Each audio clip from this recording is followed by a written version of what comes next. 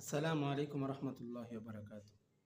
দেশ ও দেশের বাহির যে যেখান থেকেই দেখছেন, সকলকেই আপনার আমানত চ্যানেলের পক্ষ থেকে আন্তরিক মোবারকবাদ।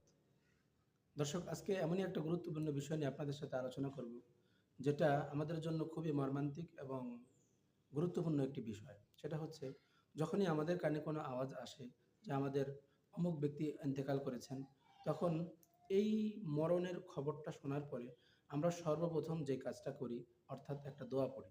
যেই দোয়াটা হচ্ছে ইন্না লিল্লাহি ওয়া ইন্না ইলাইহি রাজিউন। আল্লাহ তাআলা এই দোয়াটা, অর্থাৎ এই আয়াতটা সূরা বাকারার ১৫৬ নং আয়াতের মধ্যে বলেন।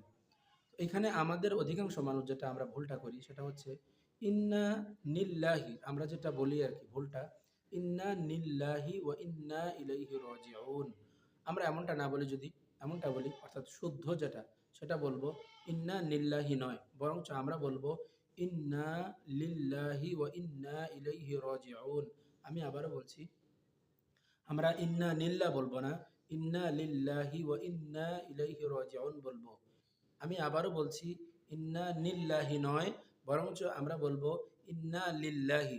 নিল্লাহির জায়গায় শুদ্ধটা হচ্ছে ইন্না লিল্লাহি। আমরা বলবো ইন্না লিল্লাহি ওয়া ইন্না ইলাইহি রাজিউন। যদি আমরা দোয়াটা এইভাবে বলি, তাহলে দোয়াটাও শুদ্ধ হলো এবং এর অর্থটাও শুদ্ধ হবে, উচ্চারণটাও শুদ্ধ হবে, এর দ্বারা নেকিও হবে। আর যদি আমরা ইন্না নিল্লাহি গতানুগতিক যেভাবে আছে এভাবেই বলি, তাহলে আমাদের দোয়াটাও শুদ্ধ হবে না, আমাদের উচ্চারণটাও শুদ্ধ হবে না, এর অর্থও শুদ্ধ হবে না।